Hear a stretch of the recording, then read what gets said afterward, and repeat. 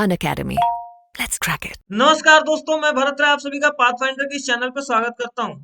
तो दोस्तों, हम आज बात करेंगे चंद्रचूड़, डीवाई चंद्रचूड़, जो कि करंटली सीजेआई हैं, यानी कि चीफ जस्टिस ऑफ इंडिया हैं। उनकी एक स्टेटमेंट के बारे में जो निकल के आई है 26 नवंबर 2023 को, यानी कि Constitution Day of this year. जी हाँ, हम 26 नवंबर को हर एक साल कॉन्स्टिट्यूशन डे मनाते हैं। ऑल्दो 26 नवंबर एक ब्लैक डे के तौर पे भी जाना जाता है, as we know it, for Mumbai terror attack के बारे में। बट हम बात करने वाले हैं आज कॉन्स्टिट्यूशन डे से रिलेटेड जो घटनाएं घटी, जो सीजीआई चंद्रचूड़ का स्टेटमेंट आया। तो उन्होंने कुछ ऐसा बोला that people should not be afraid of approaching courts. और सुप्रीम कोर्ट को उन्होंने पीपल्स कोर्ट बोला, यानी कि जनता का कोर्ट बोला उन्होंने सुप्रीम कोर्ट को। जैसा कि हम जानते हैं कि आज भारत में एक सब्सटेंशियल अमाउंट ऑफ जनता है जो कि कोर्ट्स में जाने से डरती है। मतलब लाइक हाई कोर्ट हो गया, सुप्रीम कोर्ट हो गया, या फिर डिस्ट्रिक्ट कोर्ट्स भी हो गया, तो लोग एक तरीके से जाने से कतराते हैं वहां पे। उनको लगता है कि कोर्ट में जाने के बाद आपका एक लंबा प्रोसेस चलेगा, 50 साल, 10 साल, 15 साल तो ऐसे ही लग जाते हैं कोई कोई केस सॉर्ट होने में। तो लोग कोर्ट जाने से थोड़ा सा कतराते हैं। तो इस चीज को सीजीआई ने एक तरह से बोला कि आप आने से बिल्कुल ना कतराएं, ये सुप्रीम कोर्ट आप ही का कोर्ट है, और आपको यहाँ पे आके अपनी अगर कोई फरियाद सुनानी है तो आप बिल्कुल सुना सकते हैं। लेकिन उसी के अपोजिट अगर हम देखें तो भारत में बहुत सारे पेंडिंग केसेस भी हैं। तो क्या सीजेआई चंद्रचूड़ का ये स्टेटमेंट इस चीज के सपोर्ट में है, इस चीज के अगेंस्ट में है? कैसे ये चीजें, कैसे ये स्टेटमेंट हमारे सीजीआई का इस चीज पे, यानी कि पेंडिंग केसेज पे इम्पैक्ट डालेगा? क्या इसका इम्पैक्ट होगा? कैसे लोग इसको ग्रैस्प करेंगे? इस चीज को हम आगे देखेंगे। बट उसके पहले मैं आपको बताना चाहूंगा कि अगर आप हमारे साथ ऑफलाइन जुड़ना चाहते हैं और आप दिल्ली नहीं आ सकते हैं, तो आप हमारे प्रयागराज सेंटर पे जुड़ सकते हैं। बैचेज वहां पे दिसंबर 15 से स्टार्ट होने वाले हैं, और आप 30 नवंबर से पहले इनरोल कर सकते हैं वहां पे। पहले 100 स्टूडेंट्स को 40% ऑफ मिलेगा। और अगर आप और अधिक जानकारी चाहते हैं तो आप इस नंबर पे कांटेक्ट कर सकते हैं, जिसके बाद आपको सारी डिटेल समझा दी जाएगी, आपको जो भी जानना है। साथ ही साथ हमारे दिल्ली में मुखर्जी नगर और करोल बाग में भी ऑफलाइन सेंटर्स हैं। आप दिल्ली आके हमसे ऑफलाइन जुड़ना चाहते हैं, ऑफलाइन का माहौल लेना चाहते हैं, आप हमारे साथ मिलकर टेस्ट देना चाहते हैं, अब अपनी प्रिपरेशन को एक लेवल अप ले जाना चाहते हैं, तो हमारे फाउंडेशन बैचेज 25-26 के लिए स्टार्ट हो रहे हैं। हमारे एक्सपर्ट टीचर्स वहां पे आपको पढ़ाएंगे, जो कि 30 नवंबर से स्टार्ट हो रही है। और अगर आप मेरा कोड यूज करते हैं BR10, तो आपको 35% additional discount, up to 35% additional discount मिल सकता है। साथ ही साथ आपको इस वीडियो की लिंक में गूगल फॉर्म मिलेगा। अगर आप चाहते हैं कि मैं दिल्ली नहीं आके ये सब पता करूं, तो आप ये गूगल फॉर्म भरें और आप अपनी डिटेल्स वहां पे डालें, जिसके बाद हमारी टीम आपको कांटेक्ट करेगी और आपकी सारी क्वेरीज फुलफिल कर देगी, और आप वहां पे मेरा कोड BR10 यूज कर सकते हैं। और अगर आप ऑनलाइन कोर्स लेना चाहते हैं तो आप मेरा BR10 कोड यूज करें, आपको 10% इंस्टेंट डिस्काउंट मिल जाएगा। तो दोस्तों, उस स्टेटमेंट पे जाने से पहले हम थोड़ा सा बात कर लेते हैं कि सुप्रीम कोर्ट ऑफ इंडिया क्या है।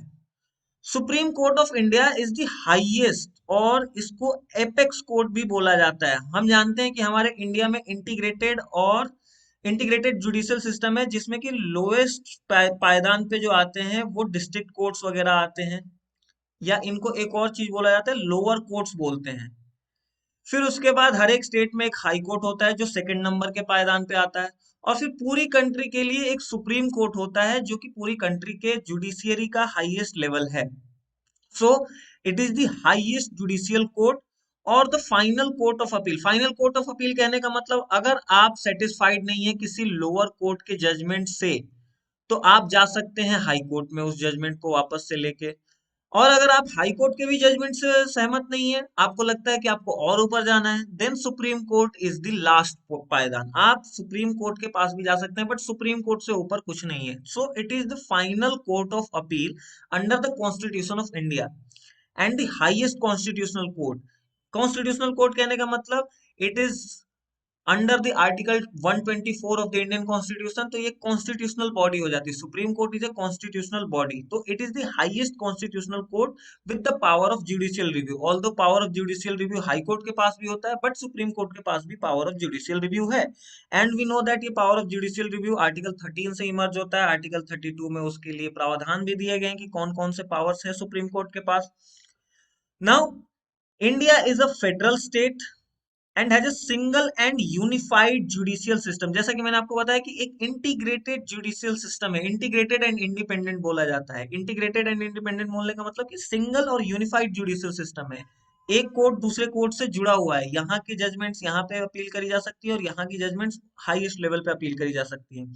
विथ द 3 टायर स्ट्रक्चर, जो मैंने आपको यहाँ पे पिरामिड स्ट्रक्चर में बताया, that is supreme court, high courts and subordinate courts, और you can also say as lower courts. And the law declared by Supreme Court is binding on all courts within the territory of India. If you go and see the article 141 of the Indian Constitution, it says that कि Supreme Court के जो भी declared judgments होते हैं वो पूरी की पूरी टेरिटरी ऑफ इंडिया पे लागू होने चाहिए और लागू होते हैं। अब इसके बारे में थोड़ा सा कॉन्स्टिट्यूशनल प्रोविजंस के बारे में बात करें तो जैसा मैंने आपको बताया आर्टिकल 124 से लेके 146 तक सुप्रीम कोर्ट के बारे में बात करी जाती है। 124 में सुप्रीम कोर्ट के गठन के बारे में बात करी जाती है। वहां पे बताया गया है आपको कि कैसे नंबर्स डिसाइड होते हैं, जो कि अभी करेंटली 34 हैं। और वहां पे आपको पहले पहले बार में कितने थे वो बताया जाता है कि पहले बार में 8 थे, यानी कि एक सीजेआई थे और 7 प्यूनी जजेस थे। प्यून जजेस, प्यूनी जजेस कहने का मतलब कि जो सबऑर्डिनेट जजेस होते हैं। फिर ये पार्ट 5 में आता है ऑफ द कॉन्स्टिट्यूशन। ये सारी चीजें थोड़ी सी मतलब ये हो गई, मतलब आप प्रीलिम सेंट्रिक आप बात कर सकते हैं। दैट आर्टिकल 124 से 147 आपको याद रखना है। आपको याद रखना है कि ये पार्ट 5 में है। And it deals with the organisation, independence, jurisdiction, powers and procedures of the supreme court, यानी कि 124 से 147 के बीच में सारी चीजें बता दी गई हैं। जैसा आपको मैंने बताया कि आर्टिकल 124 जो है वो बताता है कि the Indian constitution under article 124 sub clause 1 state that there shall be supreme court of India constituting of a chief justice of India until parliament by law prescribes a larger number of not more than 7 other judges। जैसा कि मैंने आपको बताया कि 8 जजेस थे पहले। मैं एक बार कलर चेंज कर लेता हूँ यहाँ पे पेन का। जैसा कि मैंने आपको बताया कि यहाँ पे 8 जजेस थे, तो ये 8 जजेस पहली बार में फिक्स किए गए थे, एक सीजीआई और 7 प्यूनी जजेस करे गए थे। बट उसको पार्लियामेंट में बाय लॉ चेंज कर सकती है, जो कि अभी उसने बढ़ा के एक नंबर डिसाइड कर दिया हुआ है। Now if we see that at present, the Supreme Court consists of 31 judges, one Chief Justice, and 30 other judges.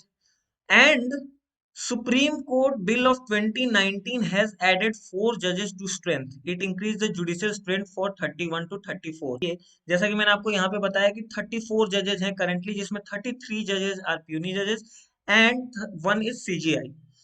Originally जैसा कि मैंने आपको बताया एक चीफ जस्टिस थे और 7 अदर जजेस थे। And the parliament is authorised to regulate them. Parliament is the main body जो ये नंबर्स को डिसाइड करती है। अब हम थोड़ा सा बात करेंगे कि सीजीआई का स्टेटमेंट क्या था। तो सीजीआई ने कॉन्स्टिट्यूशन डे यानी कि 26 नवंबर पे बोला कि सुप्रीम कोर्ट एक पीपल्स कोर्ट है और लोगों को डरना नहीं चाहिए इसको अप्रोच करने में। लोगों के अंदर जो कोर्ट को लेके एक मान्यता रहती है कि कोर्ट में जाने पे केस लंबा खींचता है तो हमारे फेवर में आएगा कि नहीं जजमेंट, तो क्या चीजें हमारे जजमेंट में फेवर में आएंगी, क्या होगा, कैसे होगा, इन सब चीजों के बारे में लोगों को मतलब घबराना नहीं चाहिए और इसको एक लोगों के लिए ही बनाई हुई संस्था मानना चाहिए।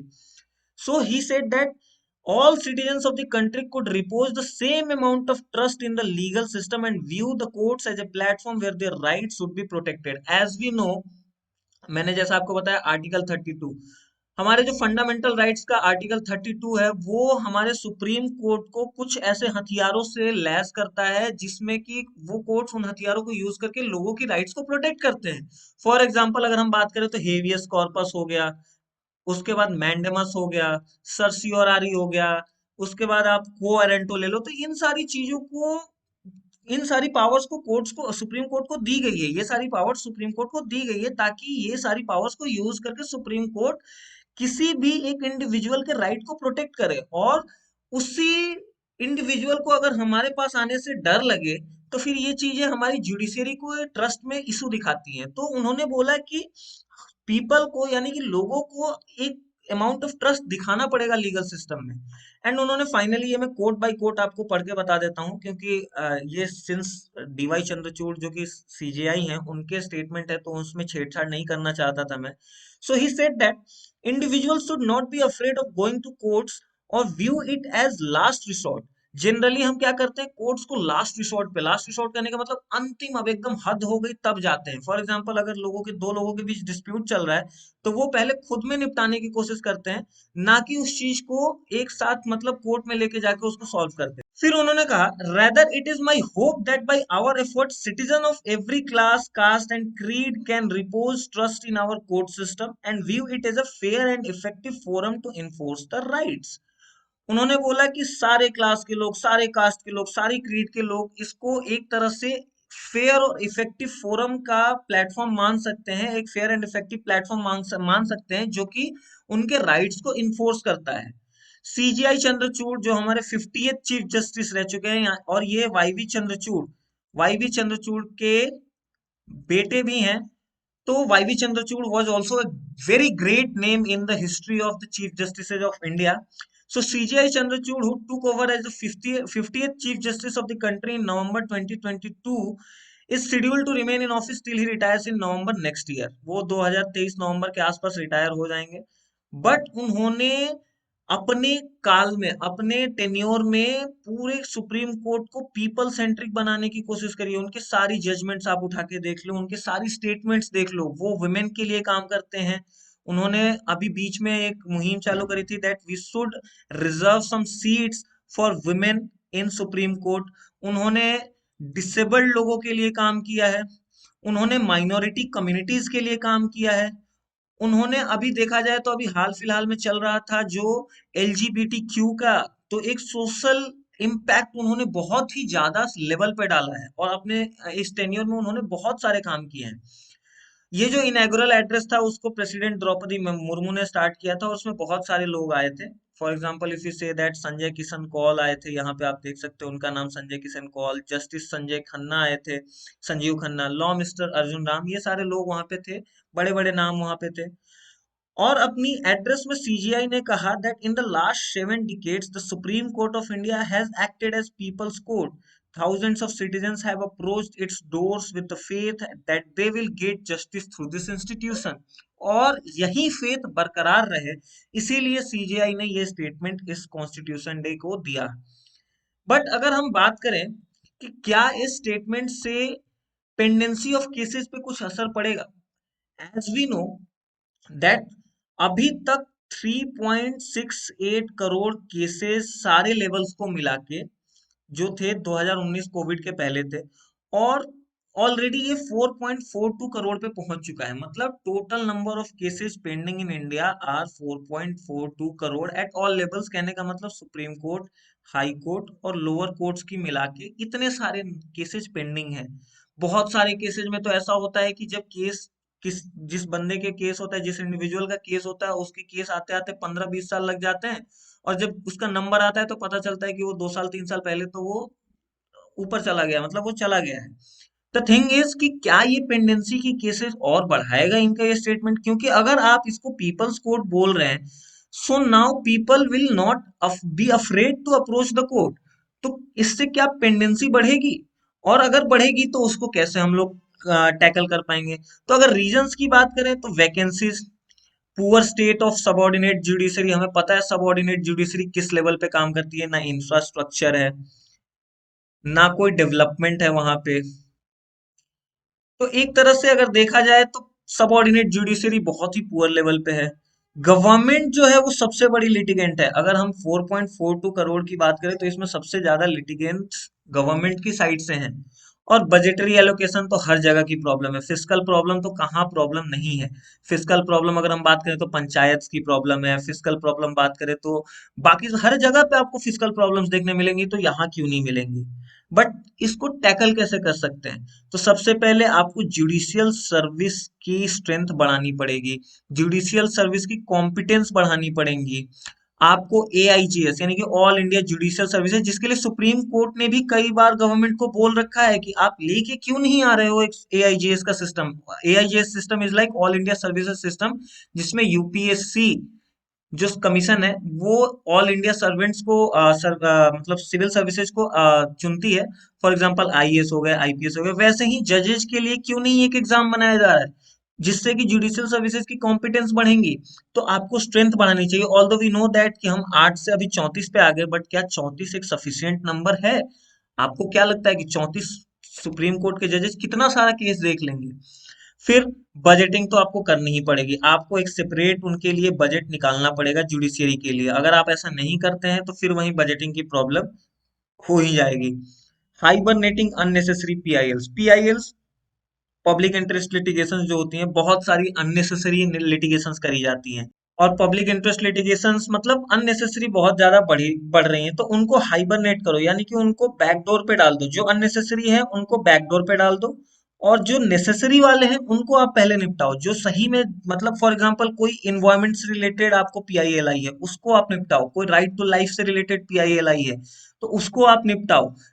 अननेसेसरी चीजों को हटा दो। हिस्टोरिकल इनइक्वालिटीज को क्लियर करो, करेक्ट करो। और alternative dispute resolution, ADR mechanism जिसको बोलते हैं, जिसमें कि आर्बिट्रेशन हो गई, आर्बिट्रेशन, मीडिएशन हो गई और कंसीलिएशन हो गई। ये 3 चीजें आती हैं आपकी अल्टरनेट डिस्प्यूटिव रिजोल्यूशन में। तो इनको आप प्रमोट करो। आप मीडिएट करने की कोशिश करो। जो चीजें झगड़ा बन के बहुत बड़ी बन जाती हैं, उसको अगर हम पहले ही स्टेज पे, फर्स्ट स्टेज पे ही मीडिएट कर दें, तो हो सकता है कि कोर्ट तक जाने की नौबत ही ना आए। वो पेंडेंसी में फिर आएगा नहीं। तो आप अल्टरनेटिव डिस्प्यूट मैकेनिज्म को बढ़ा सकते हो, अल्टरनेटिव डिस्प्यूट रेजोल्यूशन को बढ़ा सकते हो। तो ऑल्दो वी नो कि ये एक बहुत ही बड़ा जजमेंट है, बहुत ही बड़ा स्टेटमेंट है, जहां पे सीजीआई चंद्रचूड़ ने कहा कि ये कोर्ट एक पीपल्स का कोर्ट है, आपको यहाँ पे आने से डरना नहीं चाहिए। बट साथ ही साथ हमारी जुडिशियरी को एक इस नजरिए से भी देखना चाहिए that we have to settle all these pending cases. और इसके लिए फिर हमें भी साथ आना पड़ेगा, गवर्नमेंट को भी साथ आना पड़ेगा, और फिर कोर्ट को भी एक साथ काम करना पड़ेगा। यानी कि ये 3 लोगों को, 3 इंस्टीट्यूशंस को, यानी कि पीपल, गवर्नमेंट और कोर्ट, अगर तीनों एक साथ काम करेंगे तो फिर लोग घबराएंगे भी नहीं, और पेंडिंग केसेस भी खत्म हो जाएंगे। और फिर ऐसा भी हो सकता है कि एक टाइम पे आके आपको उतने लोगों की जरूरत ही ना पड़े कि कोई कोर्ट जाने की जरूरत पड़े, क्योंकि कोर्ट जाने की जरूरत नहीं भी पड़ सकती अगर आप अच्छे से सारे काम कर रहे हो। तो गवर्नमेंट, अब जैसे government is the biggest litigant, तो गवर्नमेंट अगर अपनी लिटिगेशंस कम कर दे तो लोगों की जाने की जरूरत ही नहीं है। तो हमने आज देखा कि कैसे सीजीआई चंद्रचूड़ का स्टेटमेंट एक बहुत ही बड़ा इम्पैक्ट डालेगा, लेकिन साथ ही साथ हमको लगता है कि हमारे पेंडिंग केसेज को भी एक तरह से देखना चाहिए, उसको भी एक इशू के तौर पे मान के उसको सॉल्व करने की कोशिश करनी चाहिए। आपको क्या लगता है कि सीजीआई चंद्रचूड़ के स्टेटमेंट से कितना बड़ा इम्पैक्ट पड़ेगा हमारी जुडिशियरी पे, और कैसे हमारी जुडिशियरी आगे इवॉल्व करेगी? अगर आपको ये वीडियो पसंद आया तो प्लीज इस वीडियो को लाइक करें और चैनल को सब्सक्राइब करें, और हमारे साथ जुड़े रहें ताकि आपको और भी ऐसी न्यूज़, जानकारी, डिटेल्स हम आपको देते रहें। और मैं आपको फिर बताना चाहूंगा कि हमारे प्रयागराज में सेंटर्स खुल रहे हैं, वहां पे दिसंबर 15 से बैचेस स्टार्ट हो रहे हैं। पहले 100 स्टूडेंट्स को 40% ऑफ मिल जाएगा, और 30 नवंबर से अगर आप पहले इनरोल करते हो तो साथ ही साथ हमारे दिल्ली में भी बैचेज खुल रहे हैं, मुखर्जी नगर और करोल बाग में। आप हमारे साथ यहाँ पे आके जुड़ सकते हैं, और गूगल फॉर्म में आप अपनी डिटेल्स भर दें अगर आपको सारी जानकारी एक जगह पे लेनी है तो। मिलते हैं कल एक नए न्यूज के साथ, तब तक के लिए धन्यवाद। जय हिंद, जय Bharat. Unacademy. Let's crack it.